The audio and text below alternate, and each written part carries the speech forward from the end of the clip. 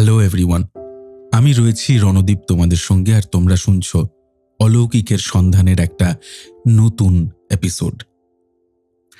আজ আমাদের কাছে আরও একটা চিঠি এসেছে এবং সেই চিঠিটা পাঠ করার আগে একটা কথা আমি তোমাদেরকে জানিয়ে রাখি।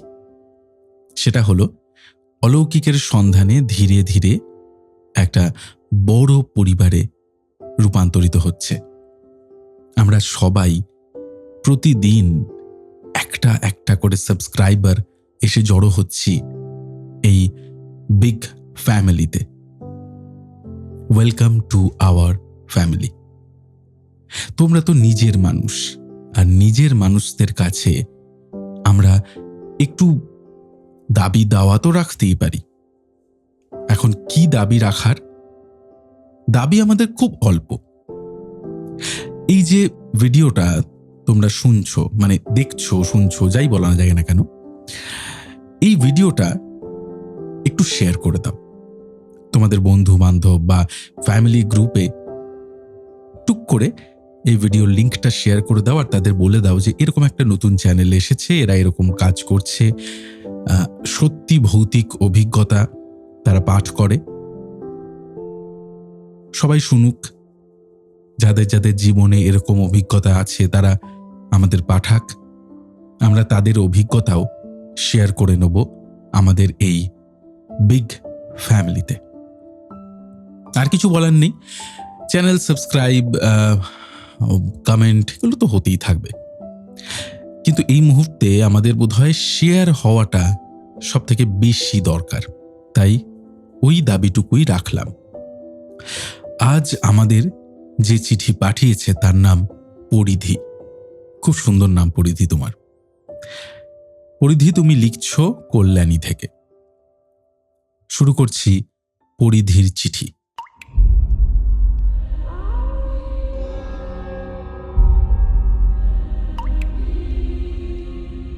এই পৃথিবীতে কিছু ঘটনার কোনো ব্যাখ্যা হয় না।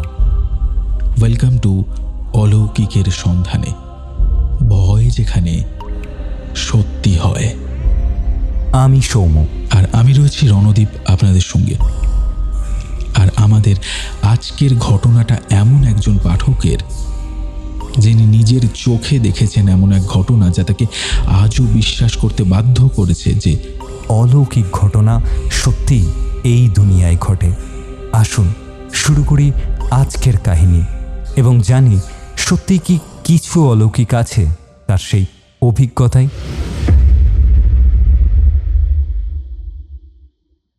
নমস্কার, আমি পরিধি চক্রবর্তী কল্যাণী থেকে লিখছি।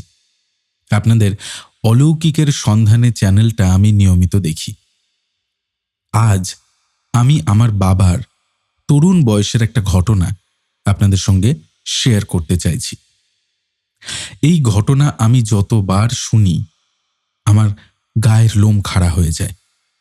বাবা এই ঘটনা আমাকে অনেকবার বলেছেন, কিন্তু প্রতিবারই তার গলার স্বর কাঁপে। ঘটনাটা প্রায় 30 বছর আগের। তখন বাবার বয়স মাত্র 20 কি 22। কল্যাণীতে তখন মেডিকেল সুবিধা এখনকার মতো ছিল না। একদিন গভীর রাত্রে হঠাৎ আমাদের পাড়ার এক মাঝবয়সী লোক মারাত্মকভাবে অসুস্থ হয়ে পড়েন। তার নাম ছিল হরিপদ মণ্ডল। প্রচণ্ড জ্বর, শ্বাসকষ্ট, বুকে ব্যথা, সব মিলিয়ে অবস্থা আশঙ্কাজনক। গ্রামের ডাক্তার দেখে বলে দিলেন যে তাকে অবিলম্বে কলকাতার কোনো বড় হাসপাতালে নিয়ে যেতে হবে, নইলে বাঁচানো যাবে না। সমস্যা হলো, রাত তখন প্রায় 1টা বাজে। কল্যাণী থেকে কলকাতা বেশ অনেকটাই দূর। সেই আমলে রাত্রি নামলে গাড়ি পাওয়াও কিন্তু একটা দুঃসাধ্য ব্যাপার ছিল। তবু হরিপদবাবুর পরিবার আমাদের বাবার কাছে সাহায্য চাইলেন, কারণ বাবার অর্থাৎ আমার ঠাকুরদার একটা পুরনো অ্যাম্বাসেডর গাড়ি ছিল। বাবা আর দেরি না করে রাজি হয়ে গেলেন। তার এক ঘনিষ্ঠ বন্ধু সুব্রত কাকু, যিনি ড্রাইভিংও খুব ভালো জানতেন, তিনিও সঙ্গে যেতে রাজি হলেন। রাত প্রায় 1:30টা নাগাদ যাত্রা শুরু হলো। হরিপদবাবুকে পেছনের সিটে শুইয়ে দেওয়া হলো। তার স্ত্রী এবং বড় ছেলেও সঙ্গে ছিল। বাবা পাশের সিটে বসলেন, সুব্রত কাকু ড্রাইভ করছেন। হরিপদবাবুর অবস্থা ক্রমশ খারাপ হচ্ছে। তার শ্বাস নিতে কষ্ট হচ্ছে, বুকের মধ্যে থেকে অদ্ভুত শব্দ ভেসে আসছে। গাড়ি চলতে শুরু করার কিছুক্ষণের মধ্যেই অস্বাভাবিক কিছু ঘটনা ঘটতে শুরু করল। কল্যাণী থেকে বেরিয়ে প্রায় 10 কিলোমিটার যাওয়ার পর একটা জনমানবহীন রাস্তার মধ্যে দিয়ে যাচ্ছিলেন তারা। দুপাশে ঘন জঙ্গল, কোনো বাড়িঘর নেই। হঠাৎ গাড়ির হেডলাইটে দেখা গেল রাস্তার মাঝখানে একজন সাদা শাড়ি পরিহিতা মহিলা দাঁড়িয়ে আছেন। তার চুল খোলা, তিনি পিছন ফিরে আছেন, অর্থাৎ তার পিঠ বাবাদের দিকে রয়েছে। সুব্রত কাকু তাড়াতাড়ি হর্ন দিলেন, কিন্তু মহিলা সরলেন না। গাড়ি প্রায় কাছে পৌঁছে গেছে, তবু তিনি স্থির দাঁড়িয়ে আছেন। বাবা জানালেন যে সেই মুহূর্তে বুকের মধ্যে তার একটা অদ্ভুত ঠান্ডা অনুভূতি ছড়িয়ে পড়ছে। সুব্রত কাকু শেষ মুহূর্তে গাড়িটা একটু সরিয়ে নিয়ে সেই মহিলাকে এড়িয়ে চলে যান। কিন্তু যখন গাড়ি তার পাশ দিয়ে যাচ্ছিল, বাবা পাশের জানলা দিয়ে দেখলেন মহিলার মুখ সেটা কোনো স্বাভাবিক মুখ নয়। মুখটা ছিল বিকৃত, চোখ দুটো অস্বাভাবিক বড়, আর ঠোঁটের কোণে একটা ভয়ঙ্কর হাসি। বাবা কাঁপা গলায় সুব্রত কাকুকে বললেন, ওটা কি দেখলাম আমরা? সুব্রত কাকু নার্ভাস হয়ে গেছিলেন, বললেন, জানি না, কিন্তু মাঝরাতে এই জনমানবহীন এলাকায় একটা মহিলা কি করছে? পিছন থেকে হরিপদবাবুর স্ত্রী কাঁদতে কাঁদতে বলছেন, তাড়াতাড়ি চালাও তোমরা, আমার স্বামীর অবস্থা খুব খারাপ। গাড়ি দ্রুত গতিতে এগিয়ে চলল, কিন্তু 5 মিনিট যেতে না যেতেই সুব্রত কাকু হঠাৎ গাড়ি থামিয়ে ফেললেন। কি হলো? বাবা জিজ্ঞেস করলেন। সামনে দেখো। সুব্রতবাবু এবার চোখের ইশারায় সামনে দেখালেন। হেডলাইটের আলোয় স্পষ্ট দেখা যাচ্ছিল আবার সেই একই সাদা শাড়ি পরা মহিলা রাস্তার মাঝখানে দাঁড়িয়ে আছেন, একই ভঙ্গিতে, পিঠ ঘুরিয়ে। এবার বাবার সারা শরীর ঠান্ডা হয়ে গেল। এটা কি করে সম্ভব? আমরা তো অনেক আগেই এগিয়ে এসেছি, আর এই রাস্তায় তো কোনো শর্টকাট নেই। তাহলে ও আমাদের আগে এলো কি করে? সুব্রত কাকু সেই কথার কোনো জবাব না দিয়ে হর্ন দিলেন প্রচণ্ডভাবে, কিন্তু মহিলা নড়লেন না। এবার তিনি গাড়ি চালিয়ে আবার সেই মহিলাকে এড়িয়ে যাবার চেষ্টা করলেন, কিন্তু যেই না গাড়ি তার কাছাকাছি পৌঁছেছে, সেই মহিলা হঠাৎ মুখ ঘুরিয়ে গাড়ির দিকে তাকালেন। বাবা এখনো বলেন যে সেই দৃশ্য তিনি নাকি জীবনেও ভুলতে পারবেন না। সেটা কোনো মানুষের মুখ ছিল না। মুখটা ছিল ফ্যাকাশে সাদা, চোখ দুটো কোটর থেকে প্রায় বেরিয়ে আসার মতো, আর সেই চোখে কোনো পাতা ছিল না। মুখটা বিকৃতভাবে হাসছিল, আর সেই হাসিতে দেখা যাচ্ছিল লম্বা ধারালো দাঁত। আরো ভয়ঙ্কর ব্যাপার হলো, যখন গাড়ি তাকে ক্রস করে যাচ্ছিল, সেই মহিলা হঠাৎ গাড়ির জানলায় হাত দিয়ে থাবড়ালেন। বাবা দেখলেন তার হাতের নখগুলো অস্বাভাবিক লম্বা, কালো, বাঁকা। সেই থাবড়ানোর শব্দটা এতটাই জোরে ছিল যে মনে হচ্ছিল জানলা এক্ষুনি ভেঙে পড়বে। পিছন থেকে হরিপদবাবুর ছেলে চিৎকার করে উঠল। হরিপদবাবুর স্ত্রী ততক্ষণে অজ্ঞান হয়ে গেছেন। সুব্রত কাকু ফুল স্পিডে গাড়ি চালাতে লাগলেন। বাবা পেছনে তাকিয়ে দেখলেন সেই মহিলা এখনো রাস্তার মাঝখানে দাঁড়িয়ে আছেন, তার দিকে তাকিয়ে হাসছেন।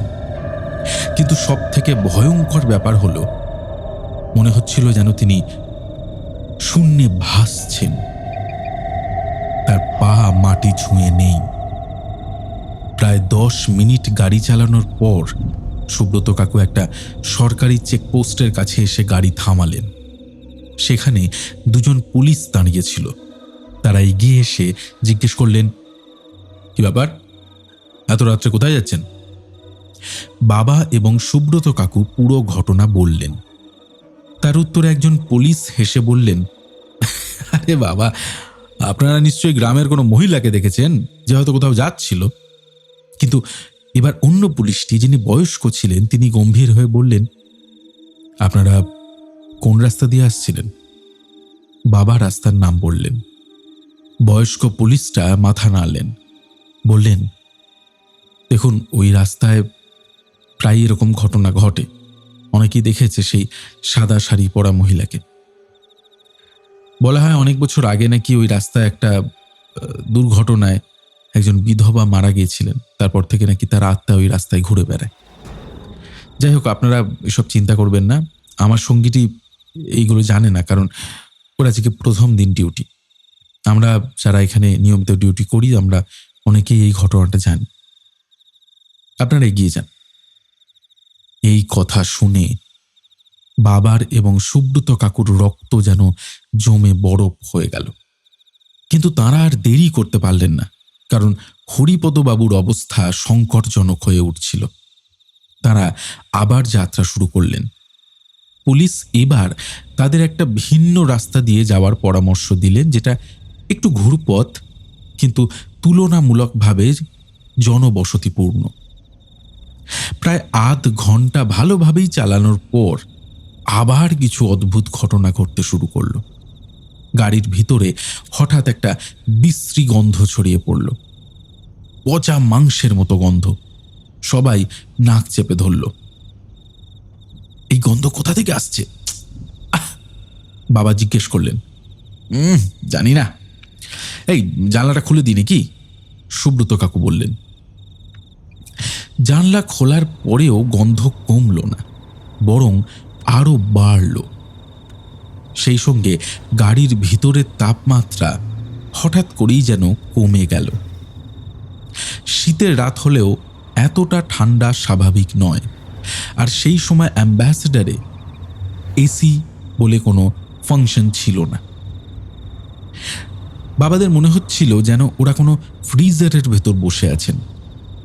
হঠাৎ পেছন থেকে হরিপদবাবুর ছেলে চিৎকার করে উঠল, বলল, ওটা কি? সবাই পেছনে তাকালো। দেখা গেল গাড়ির পেছনের কাঁচে একটা হাতের ছাপ।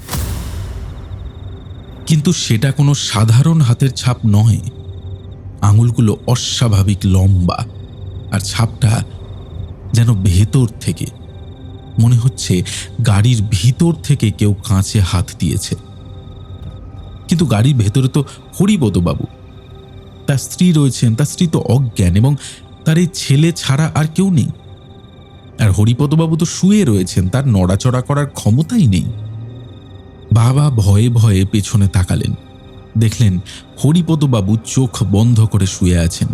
তার স্ত্রী এখনো অজ্ঞান, আর তার ছেলে ভয়ে কুঁকড়ে বসে আছে।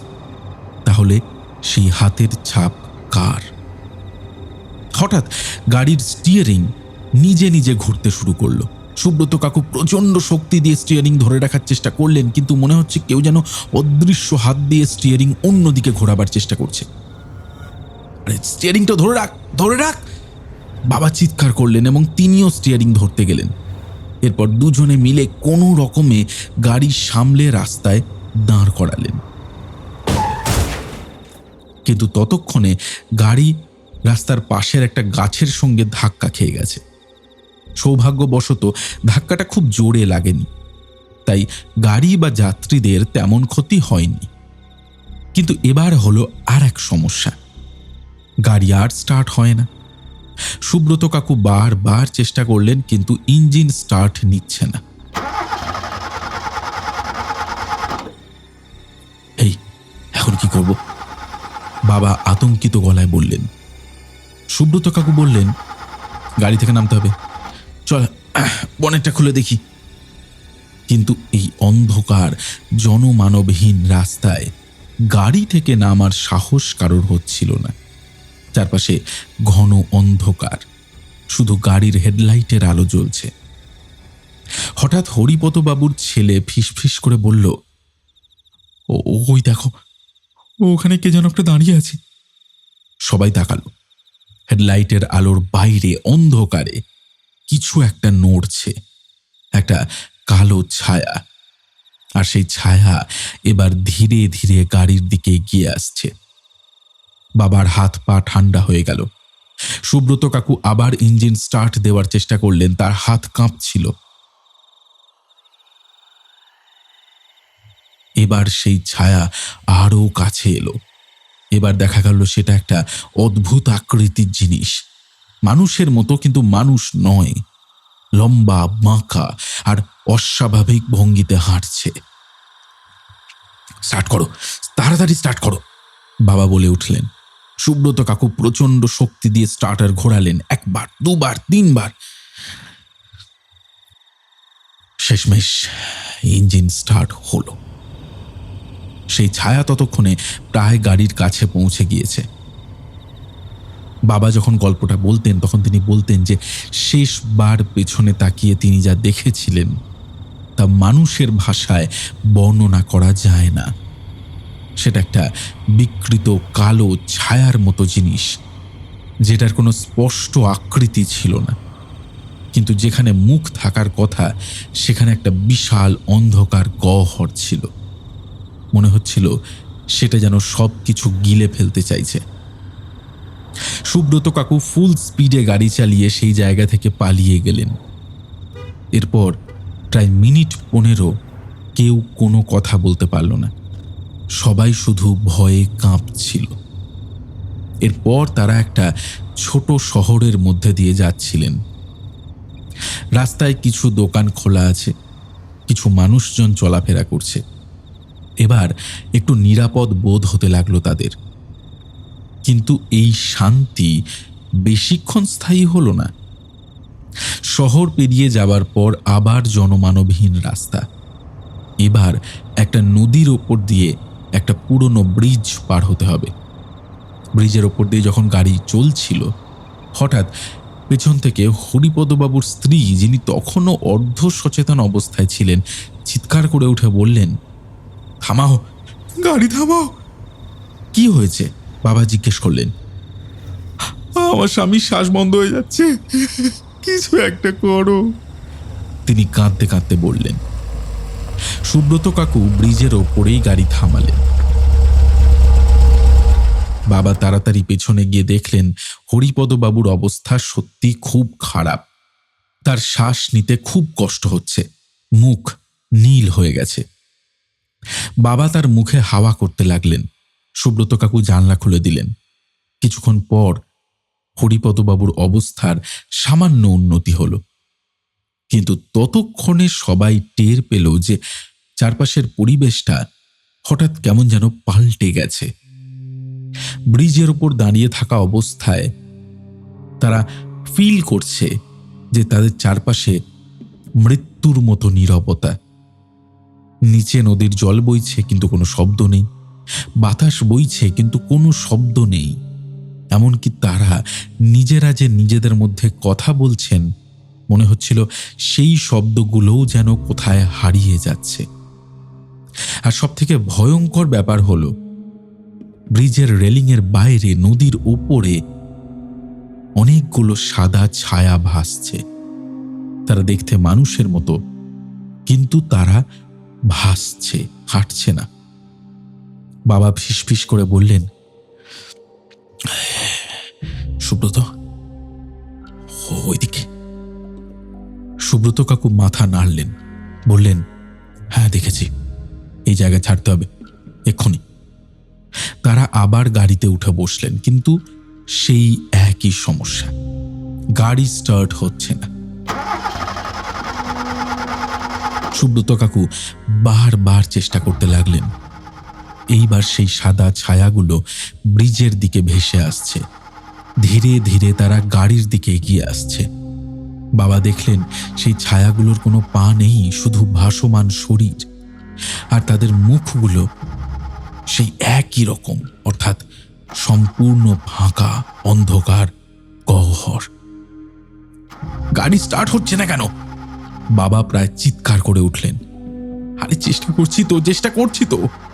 সুব্রত কাকুর গলাতেও আতঙ্কের সুর।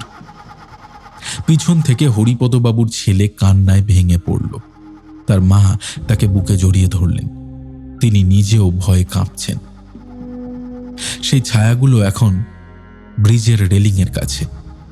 তারা একসঙ্গে নড়ছে, যেন কোনো অদৃশ্য সুতোয় বাঁধা পুতুল।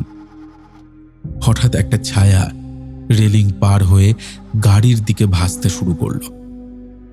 বাবা বলেন যে সেই মুহূর্তে তিনি নাকি তার সারা জীবনে জানা সমস্ত দেবদেবীর নাম মনে মনে জপতে শুরু করেছিলেন। সুব্রত কাকু এবার শেষবারের মতো পুরো শক্তি দিয়ে স্টার্টার ঘোরালেন। ইঞ্জিন স্টার্ট হলো। সুব্রত কাকু অ্যাক্সেলারেটরে পা দিয়ে গাড়ি ছুটিয়ে দিলেন। সেই ছায়াগুলো গাড়ির বনেট প্রায় ছুঁয়ে ফেলেছিল। পেছনে তাকিয়ে দেখা গেল অনেকগুলো ছায়া এখন ব্রিজের ওপর জড়ো হয়েছে। তারা গাড়ির দিকেই তাকিয়ে আছে।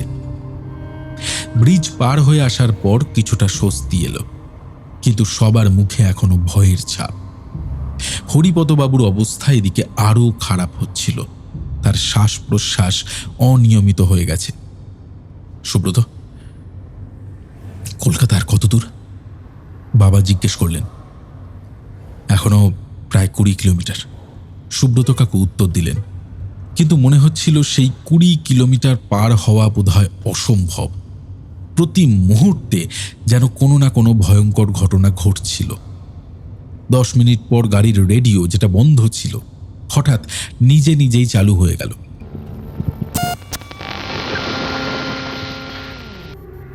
সেখান থেকে কোনো গান বা কথা আসছে না, শুধু একটা অদ্ভুত শব্দ আসছে। মনে হচ্ছে কেউ কাঁদছে, চিৎকার করছে, আর্তনাদ করছে, আর সেই সমস্ত সুর একসঙ্গে মিশে গেছে। সুব্রত কাকু তাড়াতাড়ি রেডিওটা বন্ধ করার চেষ্টা করলেন, কিন্তু সেটা বন্ধ হলো না। বাবা তারগুলো টেনে খুলে ফেললেন, কিন্তু তবুও শব্দ বন্ধ হলো না। মনে হচ্ছিল শব্দটা যেন রেডিও থেকে নয়, গাড়ির ভেতরের বাতাস থেকে আসছে। আমার মাথা ছিঁড়ে যাচ্ছে। সুব্রত কাকুর ছেলে চিৎকার করে উঠল। সবার কানেই সেই শব্দ বিঁধছিল, আর জানি না সেই শব্দে কি ছিল।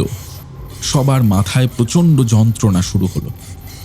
হঠাৎ হরিপদবাবু, যিনি এতক্ষণ প্রায় অচেতন অবস্থায় ছেলে এবং স্ত্রীর কোলে শুয়েছিলেন, তিনি চোখ খুললেন। কিন্তু তার চোখের দৃষ্টি ছিল অস্বাভাবিক, যেন তিনি কাউকে দেখছেন না, তিনি এক অন্য জগৎ দেখছেন। হঠাৎ তিনি একটা গম্ভীর অদ্ভুত স্বরে বললেন, তোমাদের এখানে আসা উচিত হয়নি। এই রাস্তা আমাদের, তোমাদের ফিরে যেতে হবে। বাবার মেরুদণ্ড দিয়ে একটা ঠান্ডা স্রোত বয়ে গেল। এটা হরিপদবাবুর গলা নয়, এটা একটা সম্পূর্ণ ভিন্ন গলা। ভয়ঙ্কর ভয়ঙ্কর গলা। হরিপদবাবুর ছেলে কাঁদতে লাগলো। হরিপদবাবু আবার চোখ বন্ধ করলেন, কিন্তু তার মুখে একটা অদ্ভুত হাসি ফুটে উঠল। ভগবান, আমাদের বাঁচিয়ে নাও, বাবা মনে মনে প্রার্থনা করছেন।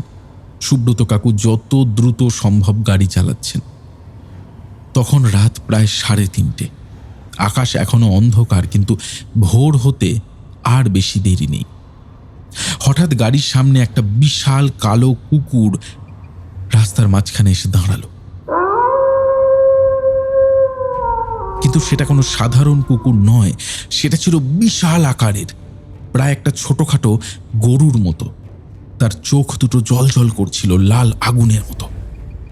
সুব্রত কাকু হর্ন দিলেন, কিন্তু কুকুরটা নড়ল না, বরং সেটা তাদের দিকে তাকিয়ে একটা ভয়ঙ্কর গর্জন করল।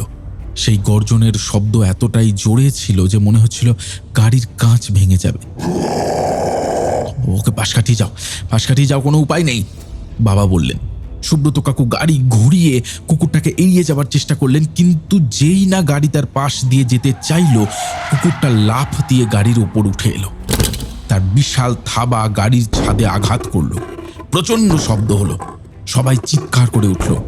গাড়ির ছাদ বেঁকে গেল, মনে হচ্ছিল যে কোনো মুহূর্তে ছাদ ভেঙে পড়বে। সুব্রত কাকু ফুল স্পিডে গাড়ি চালাচ্ছেন। কুকুরটা গাড়ির ছাদে থাবা মারতেই লাগলো।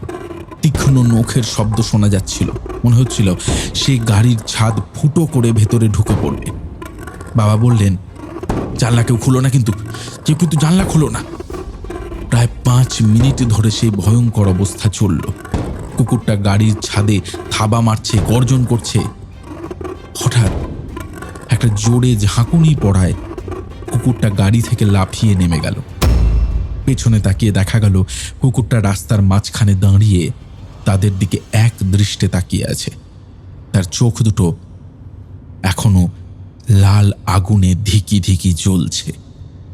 গাড়ির ছাদ বিকৃত হয়ে গেছে, বড় বড় দাগ পড়েছে, কিন্তু গাড়ি যে চলছে সেটাই তখন বড় কথা। আর কত দূর, আর কত দূর? বাবা আবার জিজ্ঞেস করলেন। তার গলা শুকিয়ে গেছে, কথা বলতে কষ্ট হচ্ছে। আর মাত্র 5 কিলোমিটার, সুব্রত কাকু বললেন। তার কপালে ঘাম, হাত কাঁপছে। সেই শেষ 5 কিলোমিটার যেন শেষ হতেই চাইছে না। প্রতি মুহূর্তে মনে হচ্ছে আরো কিছু ঘটবে, আরো ভয়ঙ্কর কিছু। হঠাৎ আকাশের দিকে তাকিয়ে বাবা দেখলেন পূর্ব দিকে আকাশ একটু একটু করে ফর্সা হচ্ছে, ভোর হতে শুরু করেছে। দেখো দেখো সবাই, ভোর হচ্ছে। বাবা আনন্দে প্রায় কেঁদে ফেললেন। যেন ভোরের আলোতেই ছিল তাদের মুক্তির রাস্তা। গাড়ির ভিতরে সেই ভয়ঙ্কর ঠান্ডা বাতাস ধীরে ধীরে কমতে শুরু করলো। সেই অদ্ভুত শব্দও বন্ধ হয়ে গেল। চারপাশের পরিবেশ স্বাভাবিক হতে লাগলো। হরিপদবাবুও একটু নড়াচড়া করলেন। তার শ্বাস প্রশ্বাস কিছুটা নিয়মিত হলো। প্রথম সূর্যের আলো যখন আকাশে ফুটল, তখন তারা কলকাতা শহরের সীমানায় প্রবেশ করলেন। রাস্তায় মানুষজন দেখা যাচ্ছে, গাড়ি চলছে, দোকান খুলছে, স্বাভাবিক জীবন। বাবা এবং সুব্রত কাকু একে অপরের দিকে তাকালেন। তারা কথা বলতে পারছিলেন না। তারা জানেন যে কি ভয়ঙ্কর একটা রাত তারা পার হয়ে এসেছেন। অবশেষে সকাল 6টা নাগাদ তারা পিজি হাসপাতালে পৌঁছালেন। হরিপদবাবুকে এমার্জেন্সিতে ভর্তি করা হলো। ডাক্তারেরা তাকে দেখে বললেন যে আর একটুও দেরি করলে হয়তো তাকে আর বাঁচানো যেত না। হাসপাতালে বাইরে দাঁড়িয়ে বাবা এবং সুব্রত কাকু চা খাচ্ছেন। তখনও তাদের হাত কাঁপছে। গাড়ির ছাদের দিকে তাকিয়ে তখন তারা দেখলেন বিশাল বিশাল থাবার দাগ, যেন কোনো জন্তু নখ বসিয়ে দিয়েছে। আর পেছনের কাঁচের সেই অদ্ভুত হাতের ছাপটা এখনো আছে। সুব্রত, আমরা কি দেখলাম? বাবা ফিসফিস করে জিজ্ঞেস করলেন। জানি না রে, কিন্তু আমরা যে বেঁচে ফিরেছি সেটাই বড় কথা। সেদিনের পর থেকে বাবা কখনো সেই রাস্তা দিয়ে রাতে যাননি। এমনকি দিনের বেলাতেও সেই পথটা এড়িয়ে চলার চেষ্টা করতেন। রণদীপদা এবং সৌম্যদা, এই ঘটনা আমার বাবার সত্যি অভিজ্ঞতা। আমি যখনই এই গল্প শুনি আমার রাতের ঘুম উড়ে যায়। যাই হোক, আজকের ঘটনা এখানেই শেষ করছি।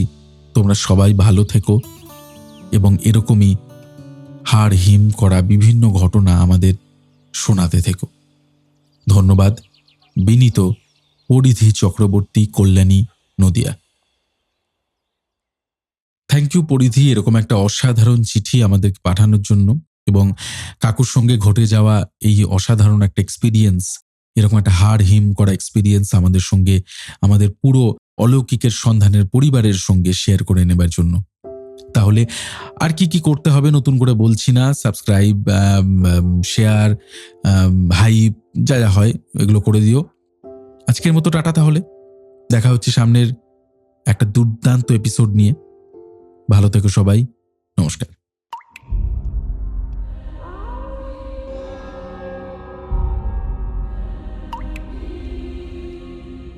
এভাবেই শেষ হলো আজকের সত্যিকারের অলৌকিক অভিজ্ঞতা। আপনার জীবনেও যদি ঘটে থাকে এমন কোনো রহস্যময় ঘটনা, তাহলে এখনই লিখে পাঠান আমাদের হোয়াটসঅ্যাপ নাম্বারে।